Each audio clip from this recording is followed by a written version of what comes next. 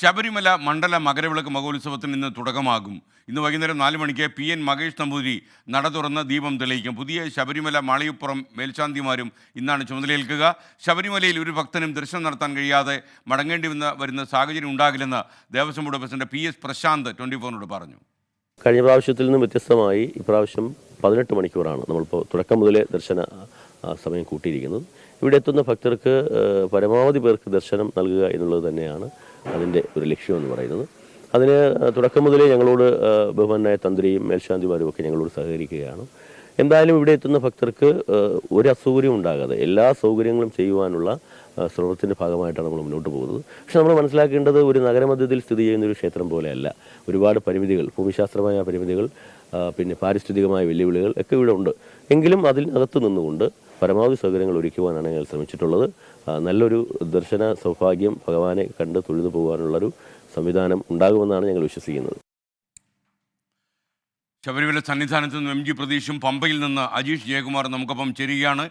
ശബരിമലയിലെ മണ്ഡല മകരവിളക്ക് കാലത്തുള്ള എല്ലാ കാര്യങ്ങളും തൊട്ടടുത്ത നിമിഷം പ്രേക്ഷകരിൽ എത്തിക്കുവാൻ വേണ്ടി എല്ലാവിധമായ സൗകര്യങ്ങളും നമ്മൾ ഒരുക്കി കഴിഞ്ഞു.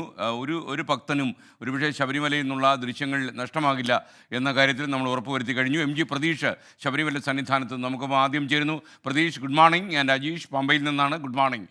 പറയൂ പ്രതീഷ്, ഒരുക്കങ്ങളെല്ലാം റെഡിയായി കഴിഞ്ഞോ?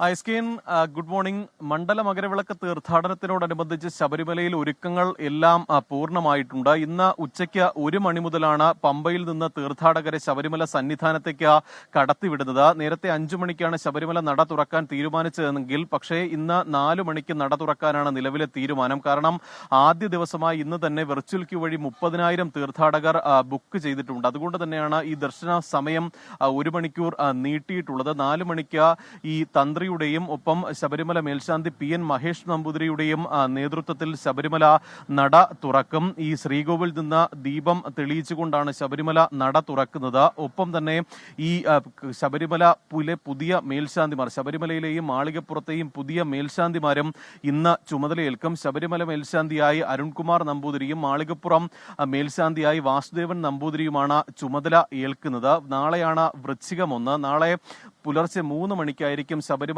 നട തുറക്കുന്നത്. കഴിഞ്ഞ വർഷത്തെ മണ്ഡല മകരവിളക്ക് തീർത്ഥാടന കാലത്തിൽ നിന്ന് വ്യത്യസ്തമായി ചില പ്രത്യേകതകൾ തുടക്കം മുതൽ തന്നെ ദേവസ്വം ബോർഡ് ഇക്കുറി ഏർപ്പെടുത്തിയിട്ടുണ്ട്. അത് ദർശന സമയം കൂട്ടി എന്നതാണ്. കാരണം കഴിഞ്ഞ തവണ ഈ തിരക്ക് നിയന്ത്രിക്കാൻ കഴിയാത്തൊരു സാഹചര്യം ഉണ്ടായിരുന്നു. അതുകൊണ്ട് തന്നെയാണ് ആദ്യ ദിവസം മുതൽ തന്നെ 18 മണിക്കൂർ ദർശന സമയം ഏർപ്പെടുത്തിയിരിക്കുന്നത്. പുലർച്ചെ 3 മണിക്ക് ശബരിമല നട തുറന്നാൽ ഉച്ചയ്ക്ക് 1 മണിവരെ ശബരിമല നട തുറക്കും. അതിനുശേഷം 1 മണിക്ക് നടയടച്ച് 3 മണിക്ക് വീണ്ടും നട തുറന്ന് രാത്രി 11 മണിക്കായിരിക്കും ശബരിമല നട അടയ്ക്കുന്നത്. ശബരിമലയിൽ മാലയിട്ട് എത്തുന്ന ഒരു ഭക്തനും ദർശനം നടത്താതെ മടങ്ങേണ്ടി വരില്ല എന്നതാണ് Devaswom board president PS Prashanth ആവർത്തിച്ച് നമ്മളോട് തന്നെ പറയുന്നത്. അതിനു വേണ്ടിയിട്ടുള്ള എല്ലാ ക്രമീകരണങ്ങളും ഇവിടെ ഏർപ്പെടുത്തിയിട്ടുണ്ട്. ഭക്തരുടെ അടിസ്ഥാന സൗകര്യങ്ങൾ ശബരിമല സന്നിധാനത്തും പമ്പയിലും മറ്റ് ഇടത്താവളങ്ങളിലും പൂർത്തിയായിട്ടുണ്ട്. മാത്രമല്ല നിലവിൽ പ്രതിദിനം 80,000 പേർക്കാണ് ശബരിമലയിൽ ദർശനം അനുവദിച്ചിട്ടുള്ളത്. ഇതിൽ 70,000 പേർക്ക് വെർച്വൽ ക്യൂ വഴി ബുക്ക് ചെയ്ത് ശബരിമലയിൽ ദർശനം നടത്താം. ഇക്കുറി വെർച്വൽ ക്യൂ വഴിയുള്ള ബുക്കിംഗ് ആണ് പരമാവധി സർക്കാരും ദേവസ്വം ബോർഡും പ്രോത്സാഹിപ്പിക്കുന്നത്. ഇതിനു പുറമെ 10,000 പേർക്ക് സ്പോട്ട് ബുക്കിംഗ് വഴിയും ശബരിമലയിൽ ദർശനം നടത്താൻ കഴിയും എന്നതാണ് ഏറ്റവും പ്രധാനപ്പെട്ട കാര്യം. മറ്റൊന്ന്, ഈ മണ്ഡല മകരവിളക്ക് തീർത്ഥാടനം ഇന്ന് തുടങ്ങുന്നതേ ഉള്ളൂ. പക്ഷേ അപ്പോൾ തന്നെ ഈ മാസം വെർച്വൽ ക്യൂ വഴിയുള്ള സ്ലോട്ടുകൾ എല്ലാം തന്നെ ഫുള്ളായി കഴിഞ്ഞിരിക്കുന്നു എന്നതാണ് മറ്റൊരു കാര്യം. ഈ 30-ാം തീയതി ഒഴികെ മറ്റ് ദിവസങ്ങളിലൊക്കെ തന്നെ 70,000 വെർച്വൽ ക്യൂ ആയിട്ടുണ്ട്. അതുകൊണ്ട് തന്നെ ഈ സ്പോട്ട് ബുക്കിംഗ് സൗകര്യം കൂടുതൽ പ്രയോജനപ്പെടുത്തുക. ഒപ്പം ഏതെങ്കിലും തരത്തിൽ വെർച്വൽ ക്യൂ വഴി ചില തീർത്ഥാടകർ എത്താതെ വന്നാൽ ആ എണ്ണം കൂടി സ്പോട്ട് ബുക്കിംഗിലേക്ക് ഉൾപ്പെടുത്തുമെന്നതാണ് ദേവസ്വം ബോർഡ് അറിയിച്ചിരിക്കുന്ന കാര്യം. ഒപ്പം സുരക്ഷയ്ക്ക് വേണ്ട കൂടുതൽ പോലീസ് ഉദ്യോഗസ്ഥരെ ശബരിമലയിലും പമ്പയിലും വിവിധ ഇടത്താവളങ്ങളിലും ഇതിനോടകം തന്നെ വിന്യസിച്ചിട്ടുണ്ട്. അതിനുള്ള എല്ലാ ഒരുക്കങ്ങളും പൂർത്തിയായിട്ടുണ്ട്. ഇന്ന് ഉച്ചയോടുകൂടി തന്നെ ദേവസ്വം മന്ത്രി VN വാസവൻ ശബരിമലയിൽ എത്തും. പമ്പയിൽ എത്തിയ ശേഷം പിന്നീട് സന്നിധാനത്തേക്ക് എത്തും. ഈ ദേവസ്വം മന്ത്രിയുടെ ഉൾപ്പെടെ ഒരു സാന്നിധ്യത്തിലായിരിക്കും വൈകിട്ട് ശബരിമല നട തുറക്കുന്നത്. ഈ വരും ദിവസങ്ങളിൽ ഓക്കെ തീർത്ഥാടകരുടെ എം ജി എണ്ണം പ്രതീഷാണ് വിവരങ്ങൾ നൽകിക്കൊണ്ടിരിക്കുന്നത്. ഇനി പമ്പയിലേക്ക് അജീഷ് ജയകുമാർ തത്സമയം ചേരുകയാണ് പമ്പയിൽ നിന്ന്. Ajeesh, good morning.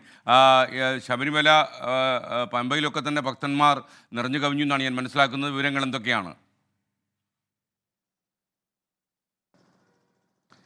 Good morning എസ്കേൻ. എന്തായാലും പമ്പയിൽ ഭക്തന്മാർ എത്തിത്തുടങ്ങി. ഇതര സംസ്ഥാനത്തു നിന്നുള്ള അയ്യപ്പ ഭക്തന്മാരാണ് കൂടുതലായിട്ടും ഇന്നലെ രാത്രി മുതൽ തന്നെ പമ്പയിലേക്ക് എത്തിയത്. നമ്മളിപ്പോൾ നിൽക്കുന്നത് ഇതിൻ്റെ പുതുതായി നിർമ്മിച്ച നടപ്പന്തലിലാണ്. ജർമ്മൻ പന്തൽ എന്നാണ് ദേവസ്വം ബോർഡ് പറയുന്നത്. ഇവിടെ ഇപ്പോൾ ഏതാണ്ട് 1000-ലധികം അയ്യപ്പ ഭക്തന്മാർ, രാത്രിയോടെ എത്തിയ അയ്യപ്പ ഭക്തന്മാർ വിരിവെച്ച് ഇവിടെ വിശ്രമിക്കുകയാണ്. ഉച്ചയ്ക്ക് 1 മണിക്ക് ശേഷമാണ് ഇവർക്ക് അകത്തേക്ക് പ്രവേശനം ഉള്ളത്. മാത്രമല്ല എല്ലാ ഒരുക്കങ്ങളും പൂർത്തിയായതായി ദേവസ്വം ബോർഡ് അറിയിച്ചിട്ടുണ്ട്. KSRTC ബസ്സിൻ്റെ സൗകര്യം 250 ബസ്സുകളുടെ ഷട്ടിൽ സർവീസ് നിലയ്ക്കൽ മുതൽ പമ്പ വരെ ഏർപ്പെടുത്തി കഴിഞ്ഞു. മാത്രമല്ല തൊട്ടടുത്തുള്ള റെയിൽവേ സ്റ്റേഷനിൽ ഏറ്റവും കൂടുതൽ അയ്യപ്പ ഭക്തന്മാർ ആശ്രയിക്കുന്ന ചെങ്ങന്നൂർ റെയിൽവേ സ്റ്റേഷനിൽ നിന്നും ഡയറക്റ്റ് പമ്പയിലേക്ക് ബസ് സർവീസുകൾ ഉണ്ടാകും. കൂടുതൽ റെയിൽവേ സ്റ്റേഷനിൽ കോട്ടയത്ത് നിന്നും അതേപോലെ തന്നെ തിരുവല്ലയിൽ നിന്നും ഒക്കെ തന്നെ ഡയറക്റ്റ് പമ്പയിലേക്ക് ബസ് സർവീസ് KSRTC കൂടുതലായി ഏർപ്പെടുത്തിയിട്ടുണ്ട്. പോലീസിൻ്റെ സുരക്ഷാ സംവിധാനങ്ങൾ അത് കഴിഞ്ഞ ദിവസം DGPയുടെ നേതൃത്വത്തിൽ ഇവിടെ പമ്പയിൽ അവലോകന യോഗം നടന്നു. 13,500 പോലീസ് ഉദ്യോഗസ്ഥരെയാണ് പമ്പയിലും നിലയ്ക്കലിലും സന്നിധാനത്തുമായി ഈ തീർത്ഥാടന കാലത്തിൽ വിന്യസിച്ചിരിക്കുന്നത്. അതിൻ്റെ എല്ലാ ഒരുക്കങ്ങളും പരിചയസമ്പന്നരായ ഉദ്യോഗസ്ഥരെയാണ് ഇത്തവണ 18-ാം പടിയിലടക്കം നിയോഗിച്ചിരിക്കുന്നത്. അങ്ങനെ എല്ലാ ഒരുക്കങ്ങളും പൂർത്തിയായിട്ടുണ്ട്.